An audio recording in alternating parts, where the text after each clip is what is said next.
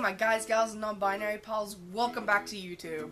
My name is Kodiak, and I am that non-binary kid. God, that hurt.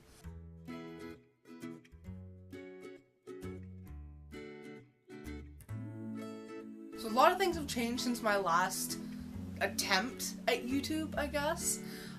First of all, yes, there's red on my finger. It's hockey tape. I cut my finger. Accidentally. I have a septum ring. I'm wearing this little gem. I highly suggest that you make one if you have the time and resources. It is so cute. So today I wanted to talk about something that is rarely talked about. Like, it's very hush-hush, even if it's talked about at all. And that is holding on to my non-binary identity while still identifying as transgender. So the thing is, people see non-binary and transgender as two completely different identities. But in reality, they're just the same thing. Well, not exactly the same thing, but transgender is just an umbrella term for people who don't identify as cis. So technically, non-binary people are transgender, even though transgender people aren't always non-binary. Does you see what I'm saying? The reason I'm thinking about this is, I think it was my mom brought it up. I tried to wear a skirt out of the house, which I've done it before, but she doesn't really pay attention to what I wear anymore. I mean, I'm 16, come on. And, but I was going out shopping with her and my sister, and I put on a skirt. It was an outfit that I usually wore, my dark purple Asexualities Ace shirt, a snapback, Galaxy Vans, and this skirt that I got at Hot Topic for Christmas. And she just sort of looked at me and went, okay, fine. And it just that remark made me so insecure about the whole outfit that I went back and put on basketball shorts that barely fit me. I don't usually wear that skirt, but when I do wear the skirt, I have a good time. Like, skirts are easier to wear than pants. Like, who doesn't know that? Like, I don't do parkour, but if I did do parkour, I would do it in a skirt. Specifically this skirt that I bought from Hot Topic. Well, I didn't really buy it, it was free. Clearance. It just made me, think about every time I've, worn that skirt, and it made me really insecure. And I tried to explain it to her that, I'm still non-binary, because the way that she brought it up was, well, if you're a transgender guy, then, wouldn't you want to dress like a guy? Wouldn't you want other people to perceive you as a guy? And so I had to explain to her the whole, non-binary fashion thing, where it's,